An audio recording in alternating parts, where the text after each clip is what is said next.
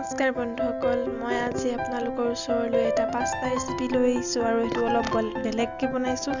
আহকচোন চাওঁ মই কেনেকৈ বনাইছোঁ।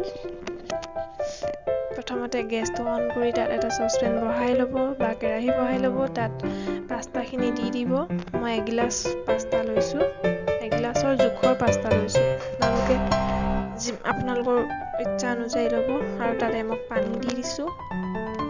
পানী দিয়াৰ পিছত তাত আধা চামুচ নিমখ আৰু 1 চামুচমান ৰিফাইন তেল দি দিছোঁ।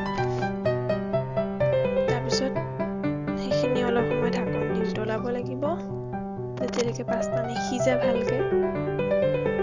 ভালদৰে মিলাই দিব।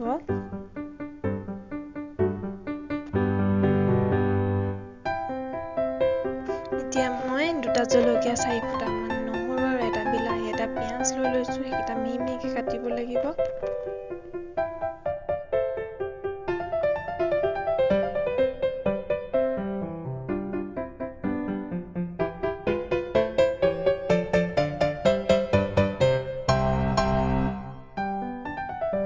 বিলাহীটো মই দেখুৱাৰ দৰে কাটি ল'ব ধুনীয়াকৈ, মিহি মিহিকৈ। এতিয়া পিঁয়াজটো কাটিব। পিঁয়াজটো কাটোতে এটা কথা মন কৰিব, মই এখিলা এখিলাকৈ এৰুৱাই দিছোঁ। সেই তেনেকৈ দিব, তেতিয়া পাস্তা খাবলৈ বহুত ভাল লাগে আৰু পিঁয়াজখিনি খাবলৈও বহুত মিঠা মিঠা লাগে।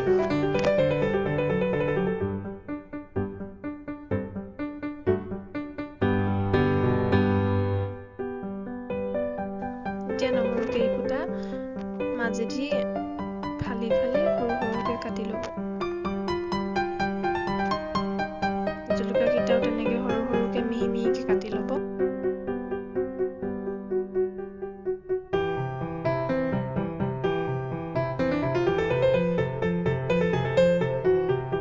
এতিয়া আদা টুকুৰো কাটি ল'ব, তেনেকৈ মিহি মিহিকৈ কাটিব।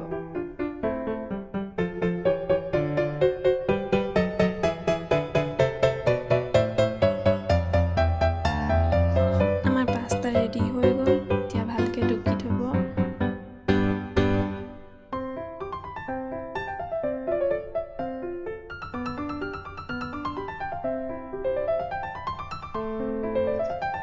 এতিয়া কেৰাহীটো গেছত পাতি ল'ব আৰু গৰম হোৱালৈকে ৰুব।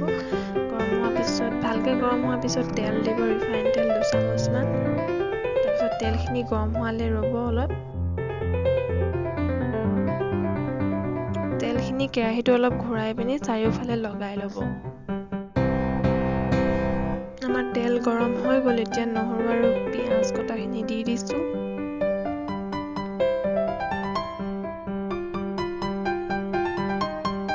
ভালদৰে লৰাই দিব। অলপ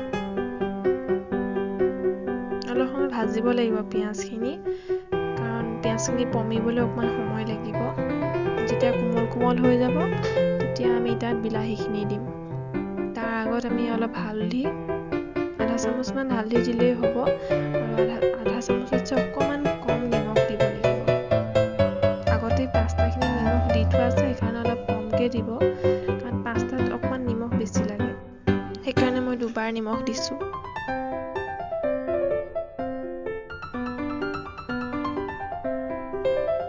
পিঁয়াজখিনি ভাজি হৈ গ'ল। এতিয়া আমি বিলাহীখিনি দিম। বিলাহীখিনি দি অকণমান সময় ভাজিব লাগিব।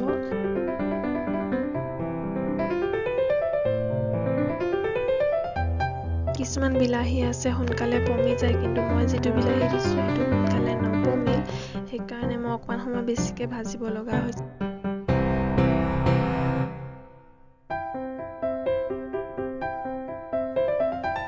এতিয়া আধা কাপতছে অকণমান কম পানী দি দিছোঁ। পানী কিয় দিছোঁ মই, কাৰণ মই বিলাহীটো নপমে কাৰণে মই পমিবলৈ অকণমান পানী দি দিছোঁ। পানীখিনি যেতিয়া শুহিব, মই তেতিয়া অকণমান গুড় দি দিম।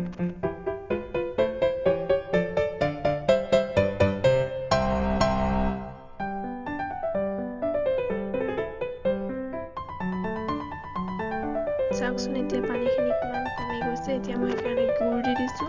গুড় মই 2 চামুচ দিছোঁ। মই যে কৈছিলোঁ বেলেগকৈ পাস্তা বনাম বুলি, এইবাবে কৈছিলোঁ। মই আজি পাস্তা বনাইছোঁ গুড় দি।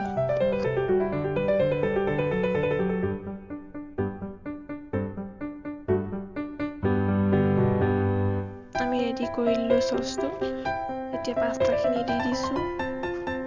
পাস্তাখিনি দি ভালদৰে লৰাব লাগিব।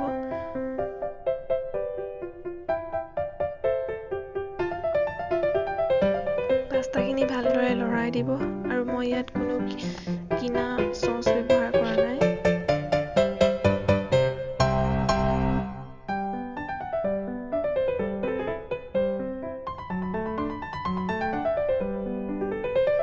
পাস্তাখিনি একেৰাহে লৰাই থাকিব কাৰণ তলত লাগি যাব, সেইকাৰণে একেৰাহে লৰাই থকাটো দৰকাৰ।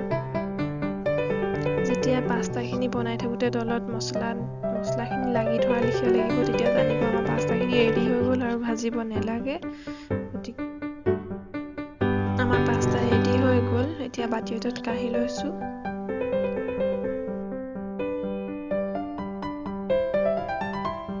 এতিয়া পাস্তাখিনিত অলপমান চচ মিহলাই ল'ব, টমেটো কেচাপ ভালদৰে মিহলাই ল'ব। লোৱাৰ পিছত টেষ্টটো আৰু বেছি ভাল হৈ যায়। এয়া আমাৰ পাস্তা ৰেডি হৈ গ'ল। চাওক কিমান টেষ্টি লাগিছে আৰু কিমান ভাল লাগিছে চাই। তেনেদৰে খাবলৈও বহুত ভাল হয়। এবাৰ ঘৰত ট্ৰাই কৰি চাব।